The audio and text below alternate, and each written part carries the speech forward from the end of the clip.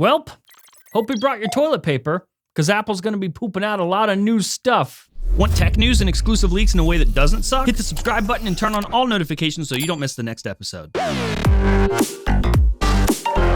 Yo, what's going on, guys? Welcome back to Front Page Tech, FPT. Of course, the show that gives you all that is tech news from one geek that is me to another that is you. Hey, make sure to go watch this week's episode of Genius Bar. We had Sarah Dietschy on as a guest, and you should watch it or listen to it. Doesn't matter to me, just put it in your body. Thanks. Speaking of putting stuff in your body, tech news, here's some of it. Do you want some of that? You're gonna get it. Okay. Alrighty, tidy. So, first up for the day, story numero uno, two exclusives for you.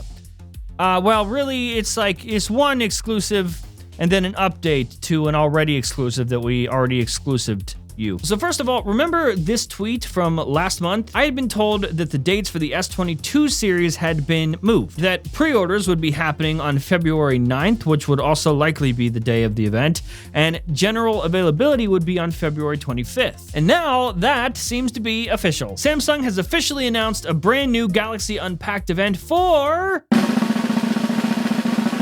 you guessed it, Wednesday. Oh, and hey, since we're on the subject of dates, I know, keep up, we're moving fast. For the first time, we have a date for the launch of the Google Pixel Watch. We leaked the existence of this watch along with its design almost like a full year ago at this point, and it has been through a lot. The project has been pushed back a couple times, but now, here it is, we finally have a date. According to my sources, May 26th is that date. It is the first time behind the scenes we have seen an exact day, rather than just like near this time or Q1 or Q2. May 26th, this is the first time we got a day. But this May 26th date comes with a couple disclaimers. Like number one, we have seen exact dates from Google before, and Google has moved them. That is a thing that Google does behind the scenes. Chip shortage, daddy issues, I don't know why they do it. It just happens a lot. The good news with all of that, however, is that if for any reason Google does in fact change the date, I will know about it. Because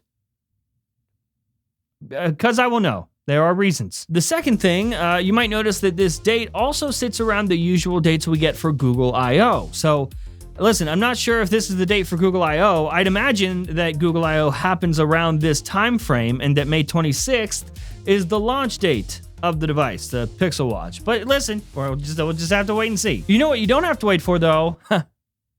Sponsor.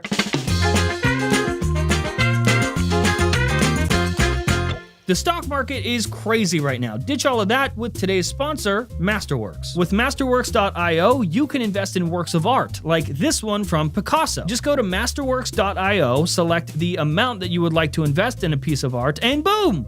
You own a little piece of history. You can then wait for the piece to be sold or sell your shares through the secondary market. Oprah Winfrey, she sold a Gustav Klimt painting for $155 million, which is $60 million in profit after just 3 years. Masterworks investors have seen some interesting price appreciation too. In 2020, investors in Banksy's Mona Lisa saw a 32% annualized return. Masterworks has been getting a ton of attention lately, but you can skip the waiting list by clicking the link in the video description. And of course, huge thanks to Masterworks.io for sponsoring this episode. Okay, welcome back. So, this is it. Last up for the day, story numero lasto, iPhone 14. I just said that for the algorithm. Just said it for the YouTube algorithm. What we're really going to be talking about is the new Twitter NFTs.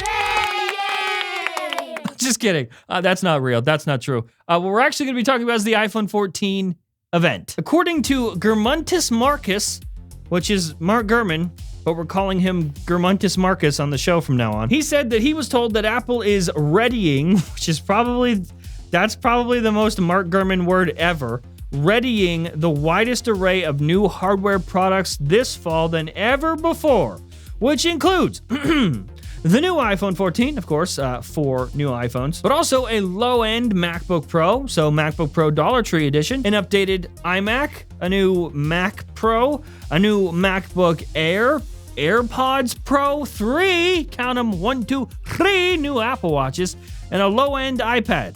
Dollar Tree iPad. Oh, and the opposite of Dollar Tree iPad. iPad Pro. That is a lot. That's quite a bit. And you might be excited for all that, but remember, another Apple event is just around the corner. That spring virtual Apple event for March or April. Yeah, that'll be happening to give us the brand new iPhone SE and an update to the iPad Air, probably. Oh, and just real quick, speaking of iPhone 14, remember that rumor that was going around like last week, the week before, something about how Apple's getting rid of the SIM card slot and making the phones eSIM only? Yep, well, never mind to that, I guess. A new report from Global Data, also known as World Stuff That We Know, says that Apple will still offer a version of the iPhone 14 with a SIM card slot, likely for business customers, like a business-friendly dual SIM slot, which is what we have now. I don't know why that's for businesses. It's in your phone right now.